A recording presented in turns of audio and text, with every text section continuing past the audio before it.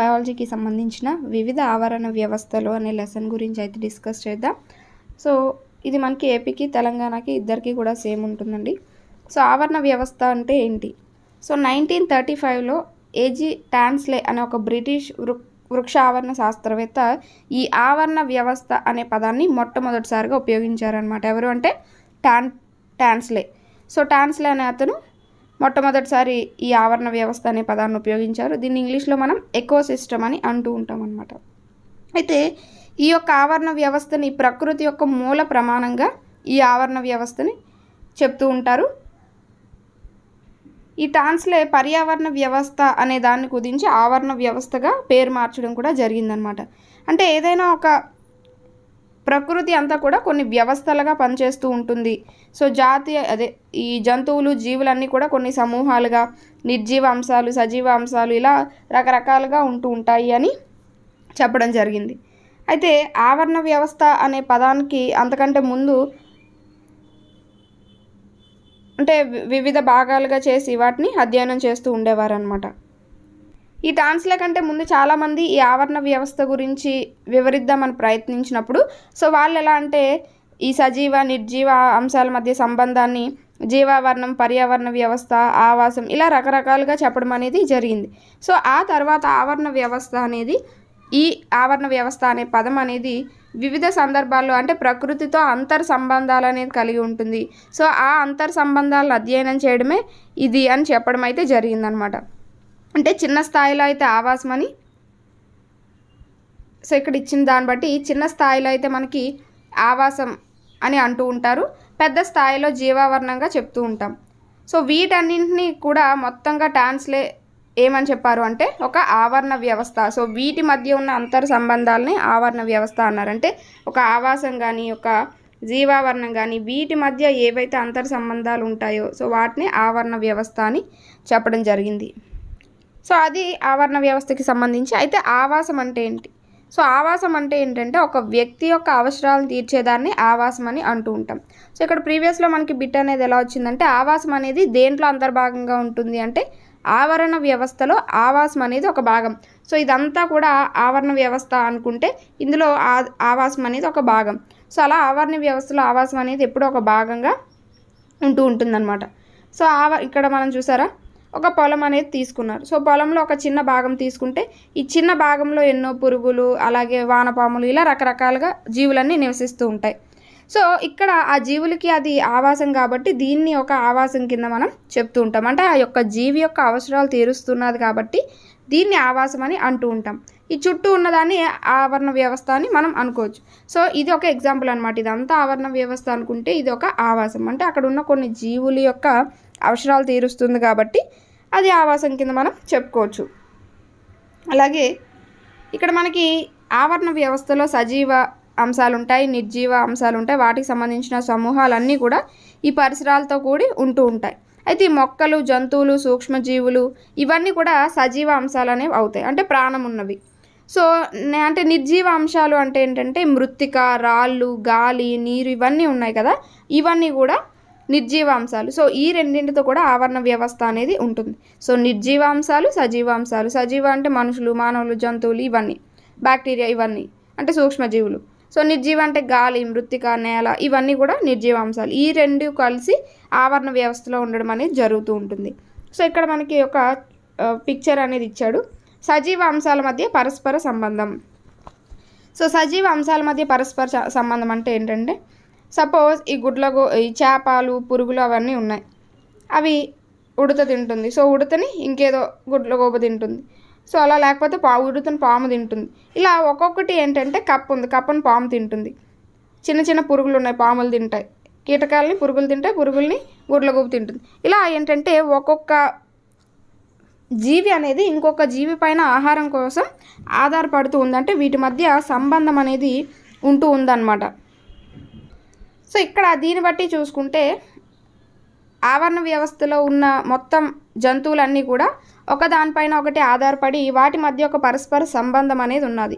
అంటే ఆహారం కోసమనే కాదు, స్థలం కానీ అంటే అవి నివసించడానికి స్థలం కానీ, ప్రత్యుత్పత్తి, వసతి ఇలా అన్ని అంశాలకి కూడా మొక్కలు, జంతువుల మధ్య కొంత సంబంధం అనేది ఉంటుందన్నమాట. అంటే ఒకదానిపైన ఒకటి ఆధారపడి ఉంటుంది అని చెప్తున్నారు.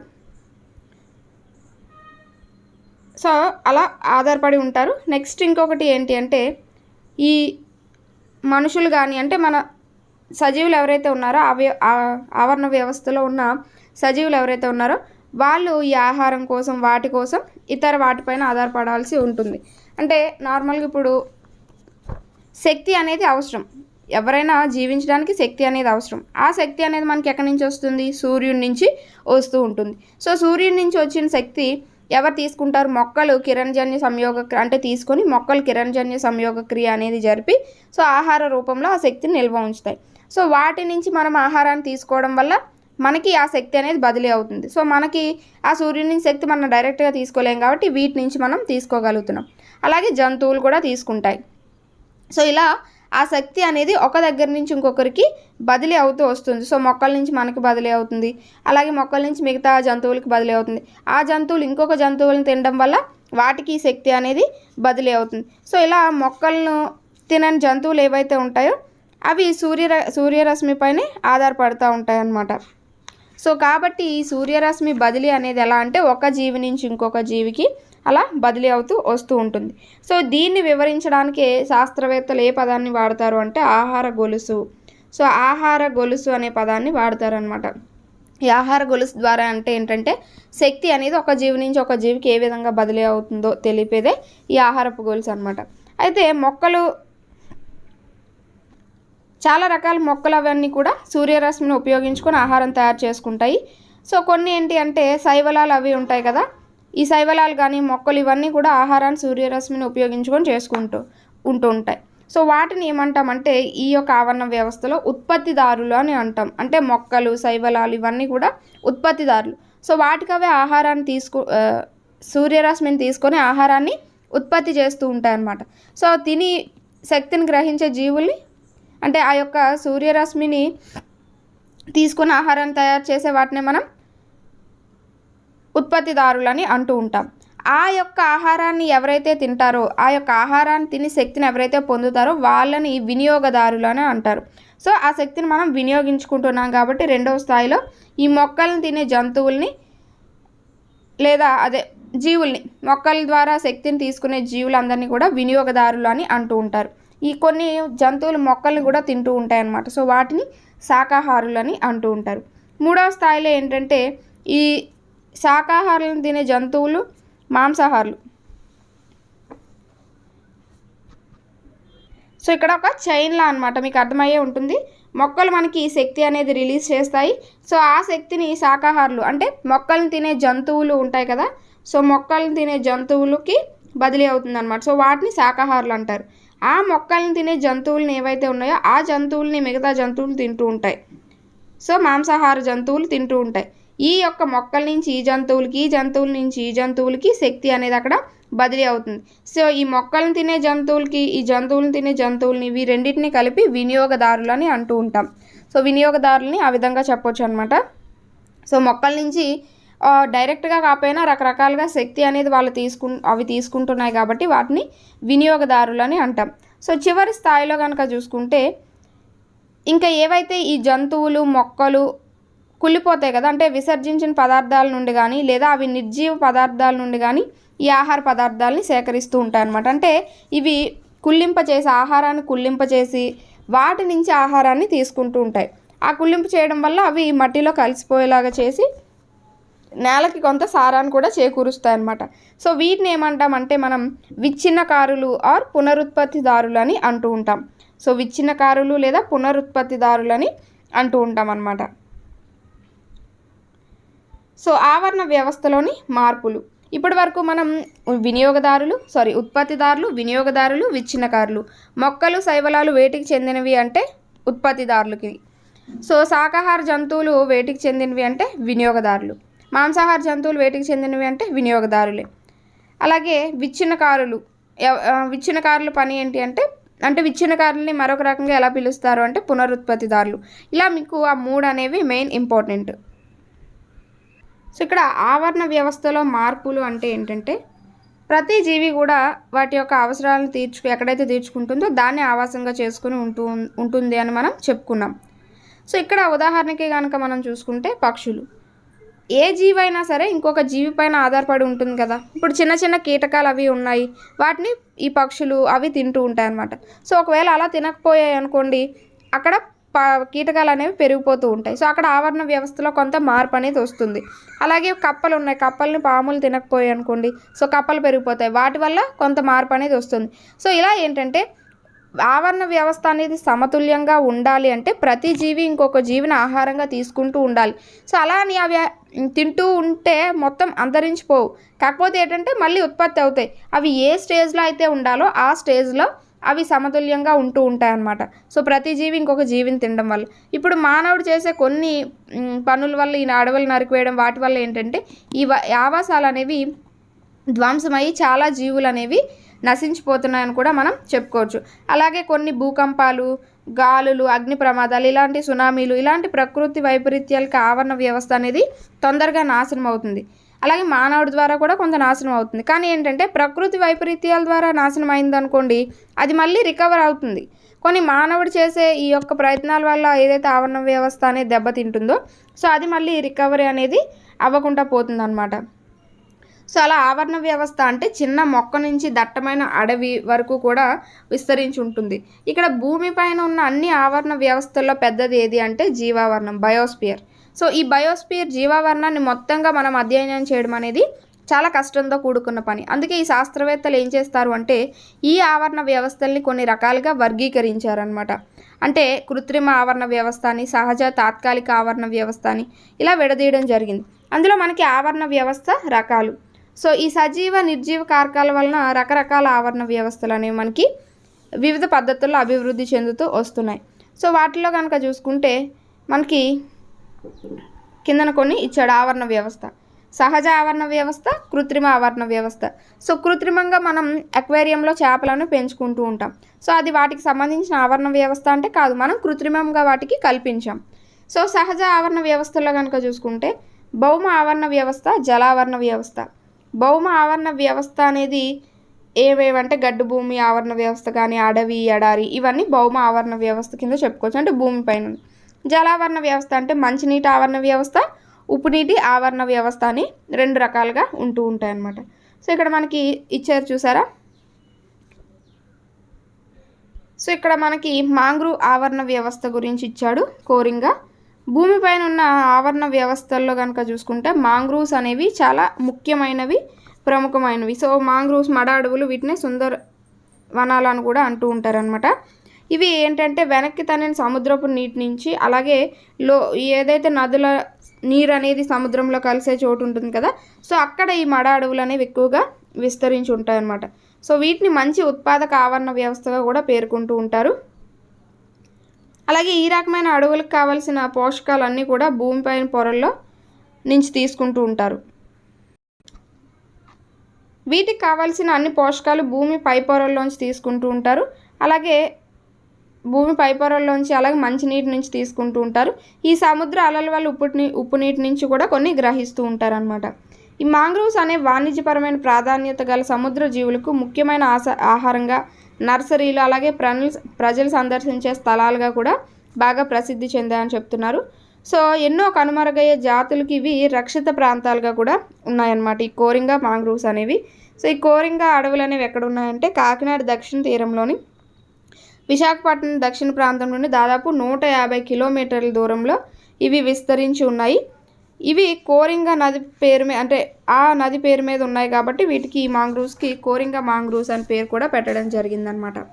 అయితే ఇవి మనకి కనుక చూసుకుంటే కోరింగా మాంగ్రూవ్స్ అనేవి గౌతమి, గోదావరి ఉపనదులైన కోరింగా, గాడేరు నదుల నుంచి మంచినీటిని తీసుకుంటాయి. సో ఏ నదుల నుంచి మంచినీటిని తీసుకుంటాయి అంటే గోదావరి, గౌతమి యొక్క ఉపనదులు కోరింగా, గాడేరు నుంచి మంచినీటిని తీసుకుంటాయి. అలాగే కాకినాడ సముద్రం నుంచి ఉప్పు నీటిని తీసుకుంటూ ఉంటాయి. సో అనేక పాయలు, కాలువలుగా ఈ ఆవరణ వ్యవస్థ అనేది, అంటే అనేక పాయలు అనేవి ఈ ఆవరణ వ్యవస్థ గుండా ప్రవహిస్తాయని చెప్తూ ఉన్నారనమాట.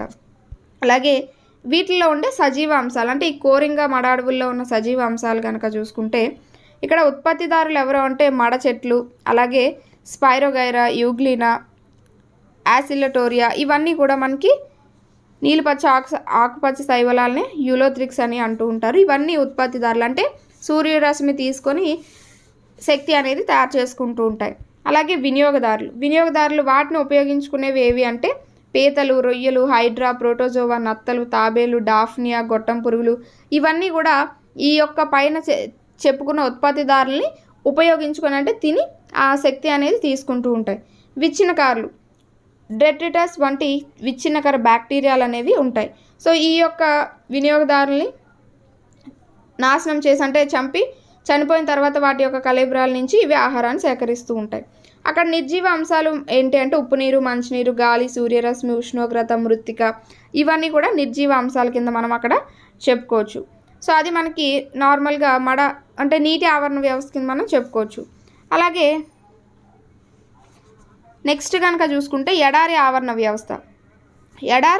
వ్యవస్థలో కనుక చూసుకుంటే దాదాపు 17% మేర అంటే భూభాగంలో 17% మేర అడవులు అనేవి విస్తరించి ఉన్నాయి.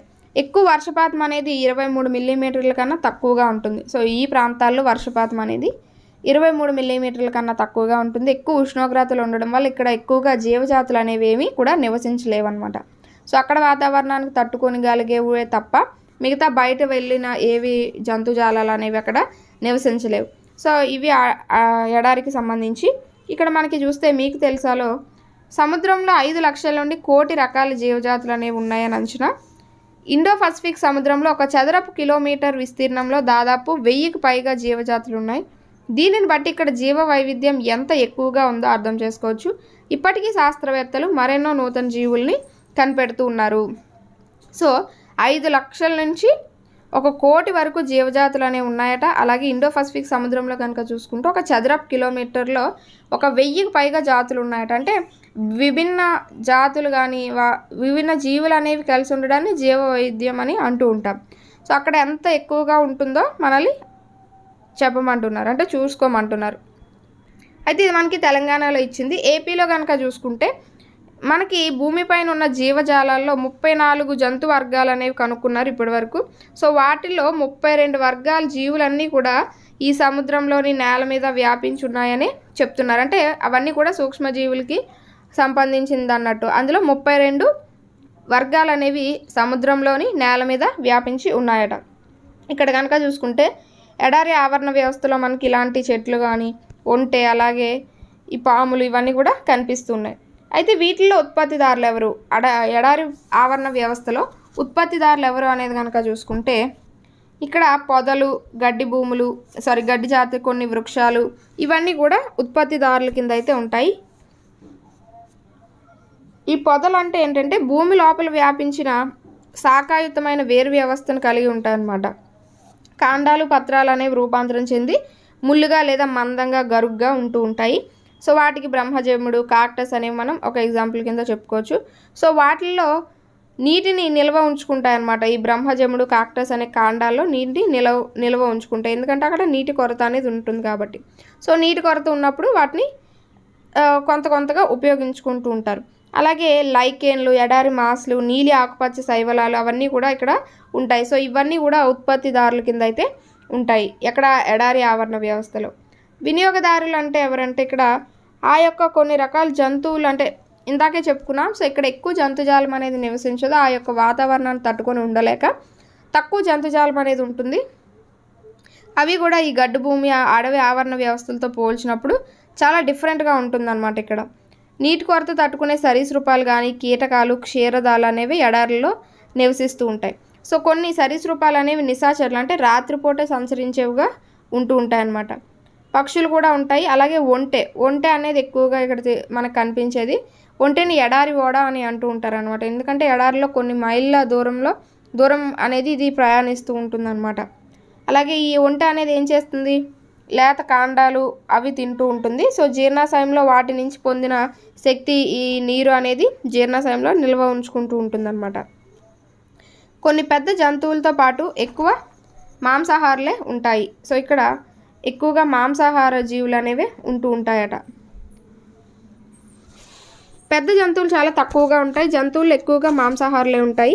ఎడారి జంతువులు వివిధ రకాల బాహ్య శరీర ధర్మ అనుకూలనాలను ప్రదర్శించడం వల్ల అక్కడ వాతావరణాన్ని తట్టుకొని జీవించగలవు. సో అక్కడ ఉండే కొన్ని జంతువులు అనేవి ఆ యొక్క స్థితికి అంటే ఆ యొక్క వాతావరణానికి అనుకూలంగా అవి మార్చుకుంటూ ఉంటాయి అన్నమాట. అలాగే విచ్ఛిన్నకారులు.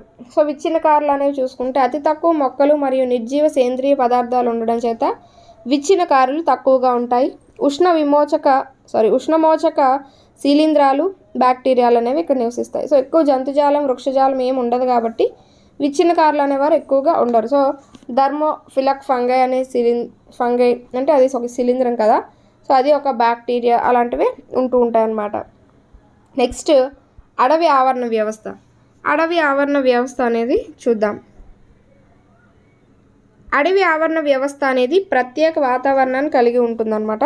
ఇందులో వృక్షాల వయస్సు, శీతోష్ణ స్థితి, మృత్తిక ఇలా రకరకాలుగా వర్గీకరిస్తూ ఉంటారు. ఆ యొక్క శీతోష్ణ స్థితి, పోషకాల క్రియాశీలత, నీటి వనరులు మొదలైన అంశాలు అనేవి స్థానికంగాను ప్రాంతాల వారీగాను అటవీ పరిసరాలని ప్రభావితం చేస్తూ ఉంటాయి.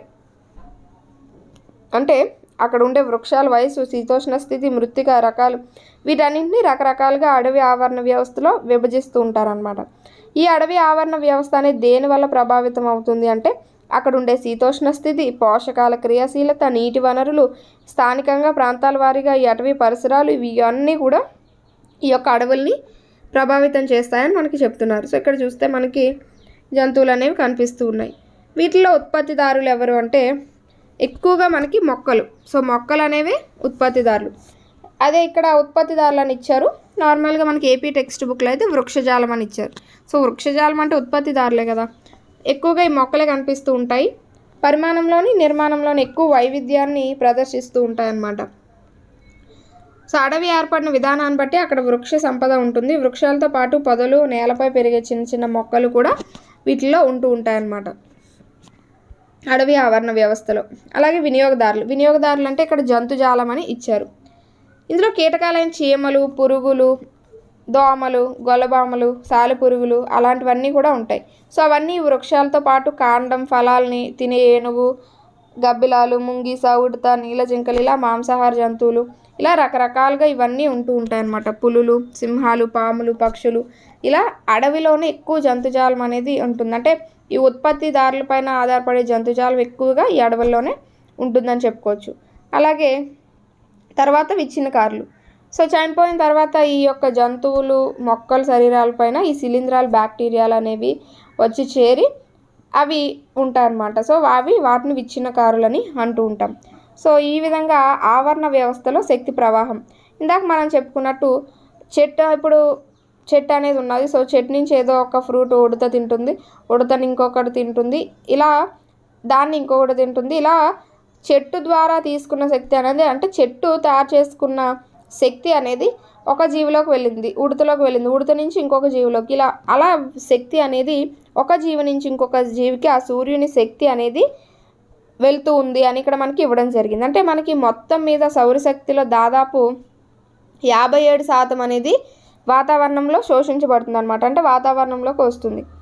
దాంట్లోంచి 36% సౌరశక్తి అనేది భూమిని, నీటిని వేడి చేయడానికి అలాగే నీటిని ఆవిరి చేయడానికి ఉపయోగిస్తుంది. అంటే భూమిని వేడి చేయడానికి, సముద్రాల్లో ఉన్న నీటిని వేడి చేయడానికి, నీరు ఆవిరి కావడానికి 36% అనేది ఉపయోగిస్తూ ఉంటారు. అదే మనకి ఏపీ టెక్స్ట్ బుక్లో అయితే 35% అనేది ఇచ్చారు. సో వాళ్ళు 35% అని చదువుకోండి, తెలంగాణ వాళ్ళు 36% అని చదువుకోండి. అలాగే దాదాపు 8% సౌరశక్తి మొక్కలకు చేరుతుంది. ఇక్కడ ఏపీలోని, తెలంగాణలోని ఒకలానే ఇచ్చారు. 8% సౌరశక్తి మొక్కలకి చేరుతుంది. ఆ 8%లో 80 నుంచి 85% సౌరశక్తి మొక్కల్ని శోషించుకుంటాయన్నమాట. ఆ శోషించిన దానిలో మళ్ళీ 50% మాత్రమే కిరణజన్య సంయోగ క్రియలో వినియోగించుకుంటూ ఉంటాయి. సో ఆ విధంగా ఇక్కడ ఇచ్చిన దాన్ని బట్టి చూస్తే 2% మాత్రమే కిరణజన్య సంయోగ క్రియలో వినియోగించుకుంటాయి అనేది ఇచ్చారు. అంటే 8% సౌరశక్తి మొక్కలకు చేరుతుంది, అందులో 2% మాత్రమే వినియోగించుకుంటారు అని ఇచ్చాడు. కానీ తెలంగాణ టెక్స్ట్ బుక్లో 8% మొక్కలకి చేరితే 80 నుంచి 85% మొక్కలు శోషిస్తాయి. సో వాటిల్లోంచి 50% సౌరశక్తి వినియోగించుకుంటుంది అని ఇచ్చారు. సో అక్కడ ఆ యొక్క వాల్యూస్లో కొంత డిఫరెన్స్ ఉంది, దాన్ని అయితే గమనించగలరు. సో ఇలా ఆ మొక్కల్లో నిల్వ ఉన్న ఆ శక్తి అనేది ఆవరణ వ్యవస్థలో ఆహారపు గొలుసు ద్వారా ఒక జీవి నుంచి ఒక జీవికి, సో శాకాహారులు, మాంసాహారులు, ఉభయాహారులు, మాంసాహారులు, ఉభయాహారులు ఇవన్నీ కూడా వినియోగదారుల కింద మనం చెప్పుకుంటూ ఉంటాం అన్నమాట. అంటే ఒకరి దగ్గర నుంచి ఒకరికి శక్తి అనేది బదిలీ అవుతూ వెళ్తుంది. సో ఆ బదిలీ అయ్యేటప్పుడు 80 నుంచి 90% స్థితిశక్తి అనేది శ్వాసక్రియ అలాగే ఇతర విధానాల ద్వారా ఉష్ణ రూపంలో బయటికి విడుదలవుతూ ఉంటుందన్నమాట. సో ఈ విధంగా సూర్యుని యొక్క శక్తి అనేది ఒకరి నుంచి ఇంకొకరికి బదిలీ అవుతుంది. సో ఈ ఆవరణ వ్యవస్థలు అనేవి మనకి ఈ విధంగా ఉండడం కూడా జరుగుతుంది. సో ఇది మనకి లెసన్కి సంబంధించి. హోప్ ఈ వీడియో మీకు నచ్చింది అనుకుంటున్నాను. Thanks for watching.